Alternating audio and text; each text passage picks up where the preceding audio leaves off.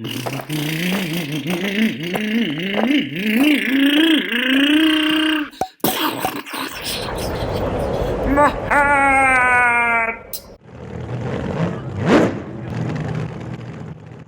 right, so here I have a Quicrun motor, 3660 series.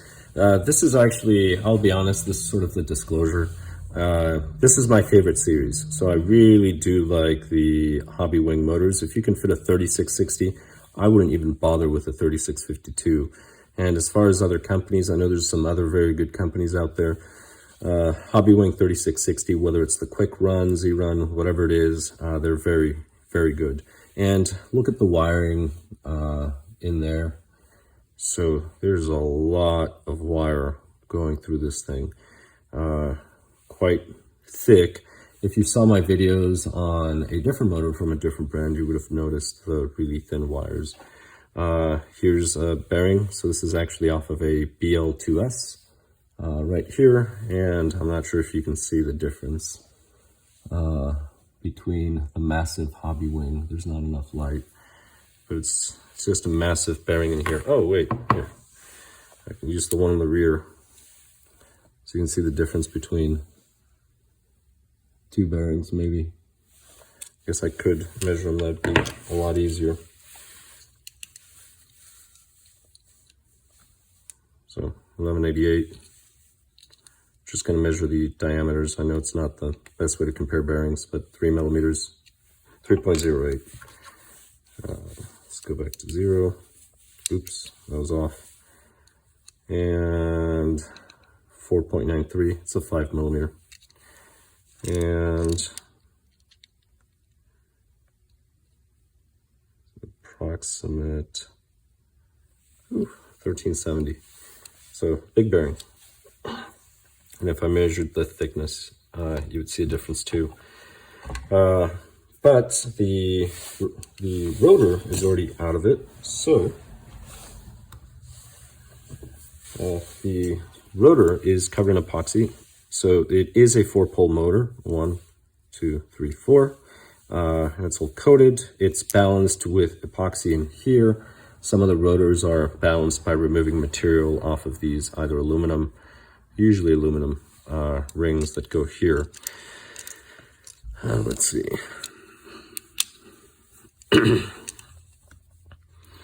Now, if you're wondering why I don't use plastic calipers, they flex. I don't consider them to be very reliable.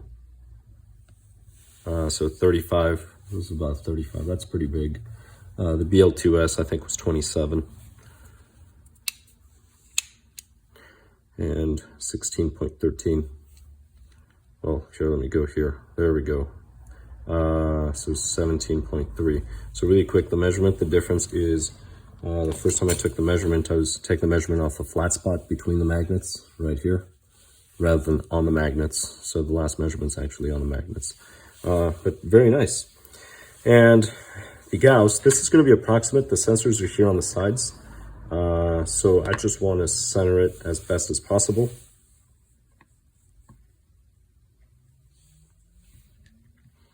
And just look at the max reading. The reason why I say the max reading is I'm rotating the magnet. So the reading that it takes from this side will then be the opposite, because the pole is now on the opposite side, because I'm only interested on the max reading. Now, I'm going to reset this. It's actually pretty good. It's pretty good gauss. Oh, perfect. This one actually sits here properly. Great. Okay, so this is a more reliable read. Oops. Here we go.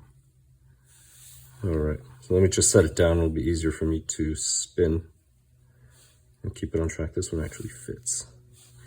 So we're pretty close to 2000 gauss, which is really, really good. It's a little more than twice than the BL-2s, if you're familiar with that motor. But anyway, really good stuff.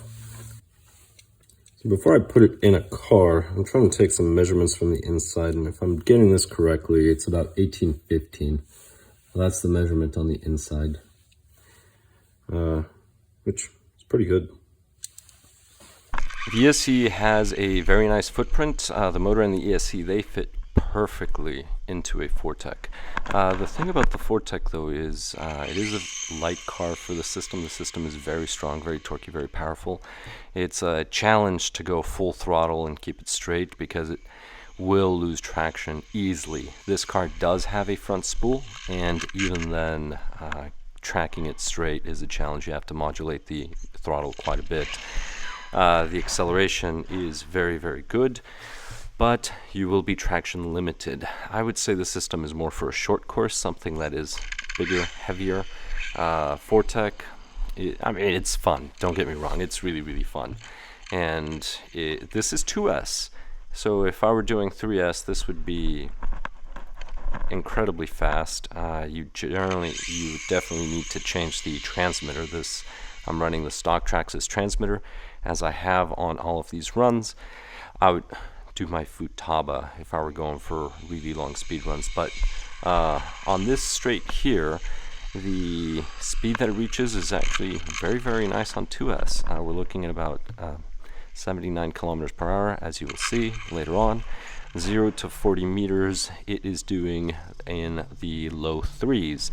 Now, if I recall correctly, I think the BL-2s, I did get that one down with the same spur and same pinion. So this is the 55 spur with the 35 pinion. So the screws are going to be in the B, and the temperature, this is hotter than when I tested the other motors, so keep that in mind.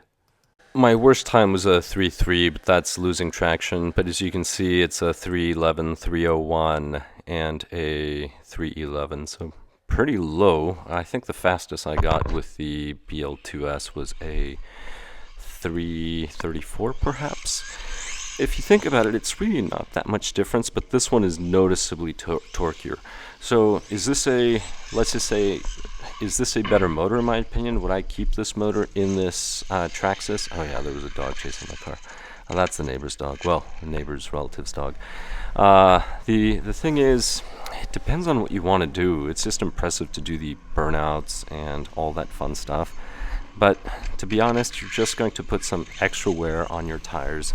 It's too coggy. It cogs too much because there's too much torque on the car, and the gearing is so high that it just cogs. If I were to stop this car, put my foot in front of it, it wouldn't really go. It would probably cog for about 5 seconds and then finally start spinning the wheels. So the BL-2s is actually a better option, I think. Yes, it's not as strong. Yes, it's a weaker rotor. It's less than half the strength is. If you have seen my videos on that motor, how I took one apart. I literally cut the motor and took it apart, counted the windings, everything. If you have seen that, I test the gauss. It's less than half of this. But because the BL-2s is a weaker motor compared to this, it doesn't cog as much because they're both sensorless. If you want a large system with better control, I would go with the sensored systems. The Hobbywing Easy Run, so E and then Z and then Run. Those are very good motors, very good options, very reliable. So I've had a few of those. I've installed plenty of them. But this one here, it's fun. Now the camera, I'm trying to keep the camera low to not get the neighbors in the shots. There's the dog. But I'm running the car for approximately 5 minutes just to check the heat, see how much heat. Once in a while there'll be a car that passes by, so I have to stop. But something to note, and I'm going to show you pictures of the temperature. The ambient temperature it's hotter today, so it's warmer weather than it was when I tested the BL-2s. The BL-2s, let's see if I can recall correctly, it was probably 12 degrees Celsius. Now it's 15 degrees Celsius. So we're looking at maybe 54 degrees. Oh, notice the cogging. So that's what I mean. If you put your foot and it's a dead stop, it just cogs. It has to run a little. But let's see, temperature ambient. Today, I believe it was close to 60 degrees Fahrenheit, so close to 15 degrees Celsius. And this motor, at the end, when you see the temperature reading, it ran very, very cool. It ran a lot cooler than the Traxxas counterpart with this gearing. So Yes, it's fun if you want speed, you want to do some speed runs. This one here doesn't care about this gearing. It can run this gearing all day long. The other one, it will matter after a while because it was at its temperature limit.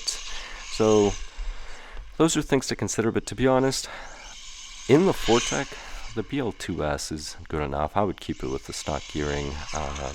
If you want to change gears, well, maybe go with the, I believe it's a 62-tooth spur.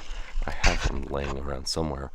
And then maybe do the same 29 pinion that it comes with. But out of the box, I think it's good enough. It'll keep your tires. The battery runtime will be pretty good, as opposed to this motor. Your battery runtime is, if you're driving it hard, going back and forth like I'm doing, it's going to be less than 10 minutes with this motor. But it's fun. It's really torquey. This is a 6,000 milliamp hour Gen Z's redline motor. So that's the 5 minutes, and then it's, wait, no, it's not 5 minutes. Still have about a minute to go. Then I'm going to temp it. But those are some of the things to keep in mind. Yes, this motor is stronger, it is faster, I mean higher KVs, higher RPMs, higher speed. The other one did about maybe 63 kilometers per hour. This one's up in the 70s, maybe 72, so it is faster, and you can tell it's noticeable. But again, when you get to a motor that has this much torque and is sensorless, they cog a lot on small light vehicles like this, because keep in mind that the amount that the motor has to turn compared to the wheels is a lot, versus if you were installing this motor on, say, a Slash or a vehicle with lower gearing, it wouldn't cog as much, because that relationship between how much the motor has to turn compared to the wheels, the motor has to turn more times compared to the wheels, because of how much lower it's geared, which means it's not, the cogging is not going to be as noticeable, more than likely. So would I get this system for a Fortec? No, this is not a system for a Fortec. This is a system for a Slash. Definitely not a Fortec. It's very annoying when you're trying to go on slow, smooth throttle. It just doesn't run smooth. But temperature-wise, very, very cool. So if you look at the temperature, it's about 10 degrees Fahrenheit lower, which is about 30 degrees Fahrenheit lower. Speed, 10 miles per hour faster. Kilometers per hour, it's about 17 kilometers per hour faster. I have to check the kilometers. It was in the 60s before. But anyway, you can enjoy the rest of the information. Keep in mind the ambient temperature was also slightly higher. But that being said, those are my 2 cents as far as this motor. It is a very good motor, maybe for a Slash, but I wouldn't replace a BL-2s, and I would not recommend this for a Fortec. Well, thank you very much for watching. Please subscribe if you have not, and I'll catch you in the next one.